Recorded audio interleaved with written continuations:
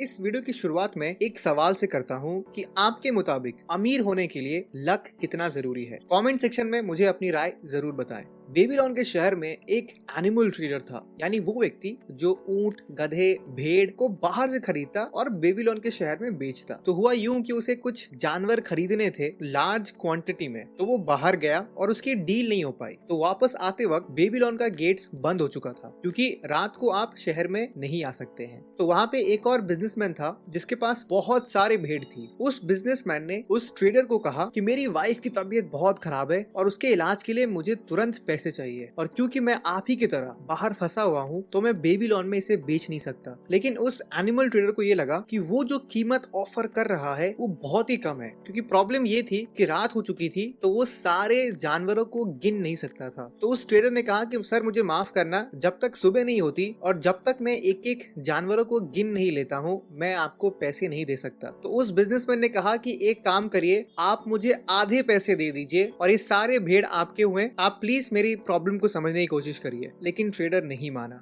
जैसे ही सुबह हुई और गेट खुला तो लोगों में हाथापाई होना शुरू हो गया। 20-25 लोग इंटरेस्टेड हो गए उसके भेड़ों को खरीदने के लिए, और वो 20 से 30 गुना ज्यादा पैसे भी ऑफर कर रहे थे मार्केट प्राइस से, क्योंकि उनकी क्वालिटी बहुत अच्छी थी। और उस एनिमल ट्रेडर को बहुत अफसोस हुआ कि लक खुद मेरे सामने चल के आई और मैंने मुंह फेर लिया। ये चैप्टर है the richest man in Babylon book से, जहाँ पर लक के बारे में बात किया गया है कि कैसे लक को हम जो समझते हैं वो बिल्कुल भी नहीं है। वीडियो के स्टार्टिंग में मैंने आपसे सवाल पूछा था कि लक कितना जरूरी है अमीर बनने के लिए। इस चैप्टर को सुनने के बाद आप सिर्फ लक मैटर करता है ये नहीं बोलेंगे, बल्कि सही टाइम पर एक्शन लेना भी उतना जरूरी है जब भी आपको अच्छी अपॉर्चुनिटी मिलती है। बेबीलोन के शहर में एक बिल्डिंग था जिसका नाम था द टेम्पल ऑफ लर्निंग। उस बिल्डिंग की खास बात ये थी कि वहाँ हर तरीके के लोग आया करते थे, नॉलेज बांटते थे और नॉलेज लेते भी थे। उसमें अर्कत, जो बेबीलोन का सबसे अमीर आदमी था, वो हमेशा आया करता था लोगों को ट्रेनिंग देने के लिए, बातचीत करने के लिए। अगर किसी के मन में कोई सवाल है पैसों के बारे में या कुछ सुझाव है तो वो सब सुनता और लोगों की हेल्प करता। तो एक ट्रेनिंग क्लास के दिन स्टूडेंट्स ने डिसाइड किया कि आज हम क्यों ना लक के बारे में बात करें, कि कैसे हम लकी बन सकते हैं जिससे हम सब अमीर बन सके और पैसों को अपनी जिंदगी में अट्रैक्ट कर सके। जिसमें से एक व्यक्ति उठा और अर्कत को कहा कि कल घोड़ों के रेस में मैंने देखा कि आपने एक ग्रे हॉर्स पर पैसे लगाए जो कि निनेवा शहर का था। तो आप मुझे प्लीज बताइए कि आपने ऐसा क्यों किया, जहाँ पर सभी लोग हमारे खुद के घोड़े जो बेबीलोन से थे उन पर पैसे लगा रहे थे और हर साल वो जीतते भी हैं। तो आपने क्या सोचकर ग्रे हॉर्स पर पैसे लगाया, ना कि ब्लैक हॉर्स पर? शुरुआत में हमारे घोड़े जीत रहे थे, लेकिन अचानक फिनिशिंग लाइन से कुछ ही सेकंड्स पहले आपका ग्रे हॉर्स जीत गया। तो क्या लक का भगवान ने आपके कानों में ये कहा था ऐसा करने के लिए?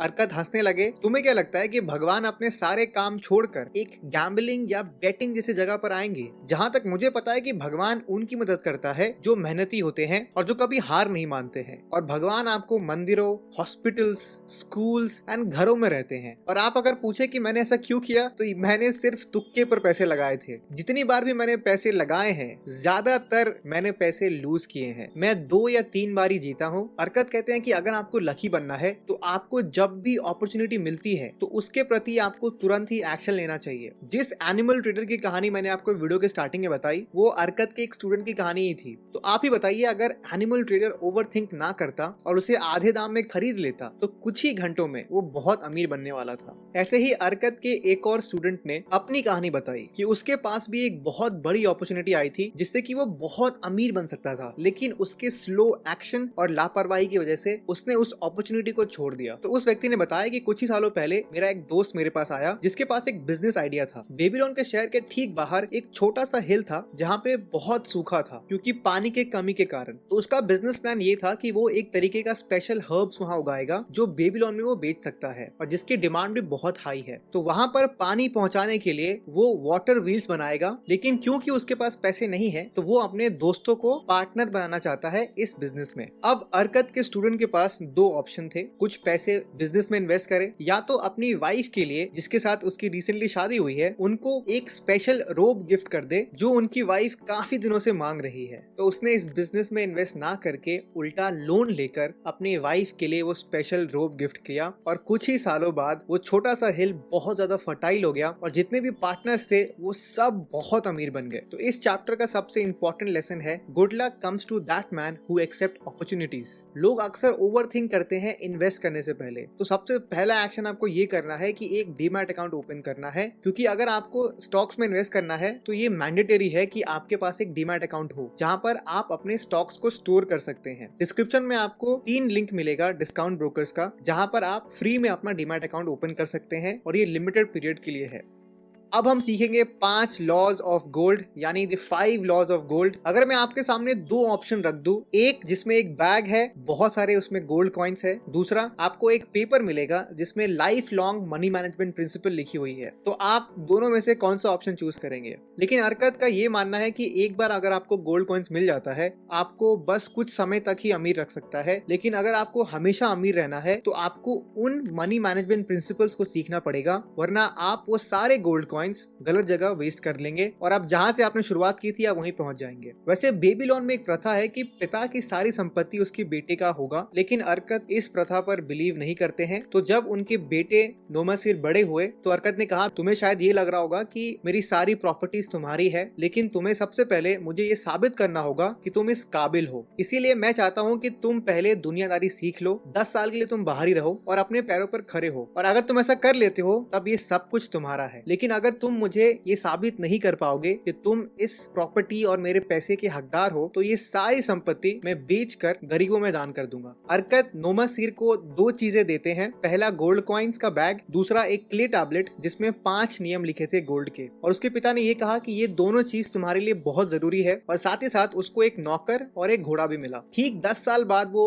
बेबीलोन आया भी, और इसी खुशी में अरकत ने एक दावत रखी, अपने सारे परिवार वालों को इनवाइट किया। लेकिन नोमासिर अकेले नहीं आया था, उसके साथ उसकी पत्नी और 2 बच्चे भी थे, और वो काफी खुश लग रहा था, जिससे अरकत भी बहुत खुश हुए और अपने बेटे से पूछा कि बेटा आपने इन 10 सालों में क्या क्या किया। तो नोमासिर कहते हैं कि पापा आप बिल्कुल सही थे, आपने जो मुझे गोल्ड कॉइन का बैग दिया था वो कुछ ही दिनों में मेरी गलत डिसीजन की वजह से बिल्कुल खाली हो गया था। जब मैं बेबीलोन का शहर छोड़ रहा था तब मैंने सुना था कि निनिवा शहर बहुत जल्दी ग्रो कर रहा है और वहाँ पे बहुत सारी अपॉर्चुनिटीज हैं अभी सभी के लिए। जैसे ही मैं वहाँ पहुंचा तो मेरे 2 दोस्त बन गए जिनके पास एक बहुत ही खूबसूरत घोड़ा था, और उन्होंने मुझे बताया कि पूरे निनिवा में इससे कोई तेज घोड़ा नहीं है और आने वाले कंपटीशन में उनका घोड़ा ही जीतेगा। लेकिन प्रॉब्लम यह है कि उनके पास उतने पैसे नहीं थे पार्टिसिपेट करने के लिए। तो नोमासिर ने फिर पैसे दिए और उनका घोड़ा बुरी तरीके से हार गया। तो पता लगाने पर वो दोनों लोग पहले से मिले हुए थे उस रेस के विजेता से। वो दोनों मिलकर लोगों को कई बार ठग चुके थे। उसके बाद मेरी एक दोस्ती बहुत ही फ्रेंडली आदमी से हुई जो मेरी तरह ही निनिवा में आया था कुछ बड़ा करने के लिए। तो हम दोनों ने मिलकर एक दुकान खरीदी जिसमें दोनों को आधे आधे पैसे देने थे, लेकिन वो हमेशा बहाना मारता नोमासिर को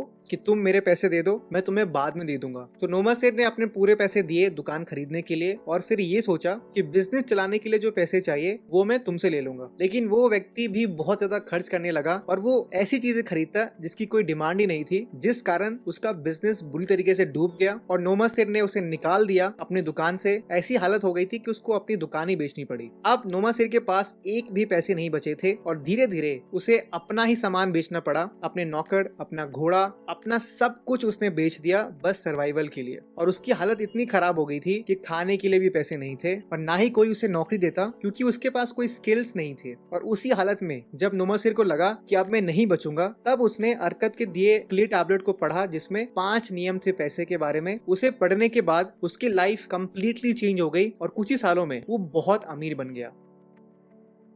पहला लॉ है, gold comes gladly to any person who puts at least 10% of his earnings to create an estate for him and his family's future. One should create a valuable business that will generate income for him in the future. पहला law में ये लिखा है कि gold यानी पैसे जब भी उस व्यक्ति के पास आते हैं तो 10% अपनी कमाई का कहीं आपको इन्वेस्ट करें, स्पेशली ऐसी जगह जहां वो पैसे आपके लिए और आपके परिवार के लिए और पैसे कमा सके। नोमासिर को एक कंस्ट्रक्शन कंपनी में एज अ लेबर काम मिल गया और वो कहते हैं कि जैसे जैसे मैंने पैसे कमाना शुरू किया और धीरे धीरे मैंने उन पैसों को इन्वेस्ट किया और वो पैसे फिर मेरे लिए बहुत पैसे कमाने लगे। हमेशा आपको अपने खर्चे कंट्रोल में रखनी चाहिए, यानी स्पेंड वाइजली। हर तरीके के लोन से आपको दूर रहना चाहिए, अवॉइड डेट, और पैसों को फ्यूचर के लिए इन्वेस्ट करना है जिससे इन्फ्लेशन की वजह से आपको दिक्कत ना हो, यानी इन्वेस्ट फॉर फ्यूचर।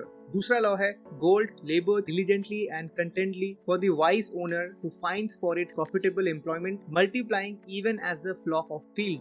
इस लॉ में अर्कत ने ये सिखाया है कि गोल्ड या पैसे इनको बहुत पसंद है मल्टीप्लाई करना, अगर उनके ओनर सही तरीके से इस्तेमाल करे तो इस लॉ में बेसिकली पावर ऑफ कंपाउंडिंग के बारे में बात किया गया है। अगर अभी आपकी इनकम पर मंथ 50,000 रुपए है और इसका 10% होता है 5,000 रुपए, तो आपको शायद लग रहा होगा कि क्या 5,000 रुपए इन्वेस्ट करके करोड़पति बन सकते हैं? तो इसका आंसर है बिल्कुल बन सकते हैं, लेकिन आपको टाइम देना पड़ेगा। जैसे पहले साल 5,000 पर मंथ आप अगर इक्विटी म्यूचुअल फंड्स में इन्वेस्ट करते हैं, जिसका मतलब है वो म्यूचुअल फंड्स जो डिफरेंट कंपनीज के स्टॉक्स में इन्वेस्ट करती है, तो पहले साल आपका इन्वेस्टमेंट हुआ 60,000 रुपीज, और एज्यूम करते हैं कि पिछले 20 साल के रिटर्न से तो 12 से 15% आपको रिटर्न्स मिल सकता है इक्विटी म्यूचुअल फंड्स में। तो इनका एवरेज ले लेते हैं, यानी 13.5%। तो जैसा कि आप देख सकते हैं कि एक साल के बाद आपका कुल इंटरेस्ट बना 4,574 रुपीज और आपके कुल पैसे बन गए 64,574 रुपीज। लेकिन वक्त के साथ साथ आपका इनकम भी बढ़ेगा, और आपका इनकम बढ़ेगा तो आपकी सेविंग्स भी बढ़ेगी। तो हर साल आप अगर 5,000 रुपए इन्वेस्टमेंट जो आप पर मंथ कर रहे हैं उसे 10% और करते हैं, तो ईयर 2 में पर मंथ आपका इन्वेस्टमेंट होगा 5,500 रुपीज। तो सेकेंड ईयर में आपका इंटरेस्ट आएगा 18,882 रुपीज और टोटल 1,44,882 रुपीज। इसे अगर आप 30 साल तक करते हैं, यानी आपने अगर शुरुआत की है एज 30 पे और आप चाहते हैं कि 60 इयर्स में आपको रिटायरमेंट लेना है, तो आफ्टर 30 इयर्स आपने कुल इंटरेस्ट कमाया 4,72,97,104 रुपीज और टोटल इन्वेस्टमेंट वैल्यू आपका होगा 5,71,66,745 रुपीज।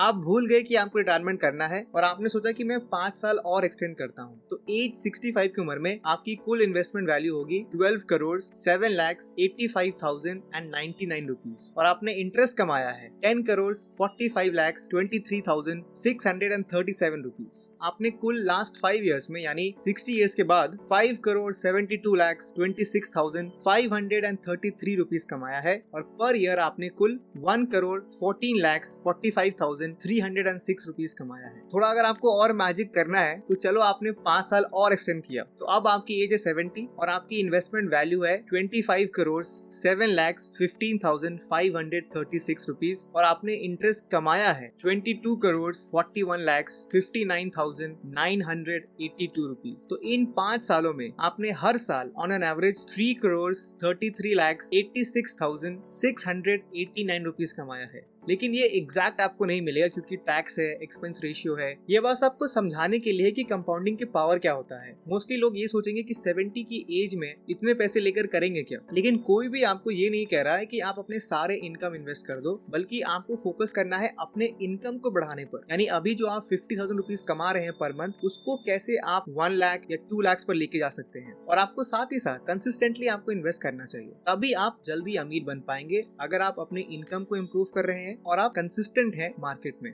थर्ड लॉ है gold cling to protection of cautious owner who invested under the advice of man wise in its handling. तीसरा लॉ का मतलब है पैसे प्रोटेक्टेड तब रहते हैं जब आप उसे इन्वेस्ट किया है किसी एक एक्सपर्ट की राय लेकर, क्योंकि एक्सपर्ट ने सालों की पढ़ाई की है, फिर real life investing targets achieve किए हैं और बहुत एक्सपीरियंस है उनको। और अगर आप इनसे एडवाइस लेते हैं तो आपके पैसे डूबने के चांसेस बहुत कम है। प्रॉब्लम बस इतना है कि जिन व्यक्ति के पास कम कैपिटल है इन्वेस्ट करने के लिए, उनके लिए एक एक्सपर्ट को हायर करना बहुत महंगा हो सकता है। इसीलिए आप डिफरेंट बुक्स पढ़ सकते हैं जो सबसे बेस्ट है सभी के लिए, या फिर आप mutual funds and index fund में इन्वेस्ट कर सकते हैं।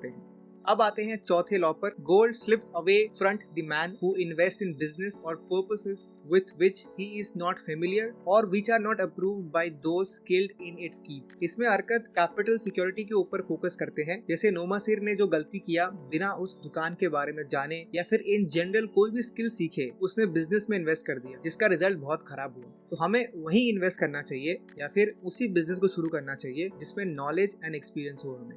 पांचवा लॉ है gold flees the man who would force it to impossible earnings or who followeth the alluring advice of tricksters and scammers or who trust its to its own inexperience and romantic desires in investments. वो लोग जो आपको ये सपने दिखाते हैं कि इतने पैसे हमें दे दो, हम आपको कुछ ही हफ्तों में इसका डबल करके देंगे, वो मोस्टली एक स्कैम होता है। और इसमें सबसे ज्यादा फंसते हैं लोअर इनकम ग्रुप के लोग, जिनके लाइफ में ऑलरेडी एक फाइनेंशियल प्रॉब्लम चल रही होती है। तो पैसों को उन व्यक्तियों से दूर रखें जिन्हें ऑथर ने कहा है ट्रिक्स्टर्स एंड स्कैमर्स। तो ये थी 5 law of gold from the book the richest man in Babylon. उम्मीद करता हूँ कि आपको ये वीडियो अच्छी लगी होगी। अगर आपको ये वीडियो पसंद आई है तो आप इस वीडियो को लाइक करिए और अपने दोस्तों के साथ एंड फैमिली मेंबर्स के साथ जरूर शेयर करिए। ऐसे ही personal finance, stock market and investing के बुक समरीज के लिए सब्सक्राइब करिए हमारे चैनल को। तो मैं मिलूंगा आपसे नेक्स्ट वीडियो में, तब तक के लिए कीप रीडिंग, कीप ग्रोइंग।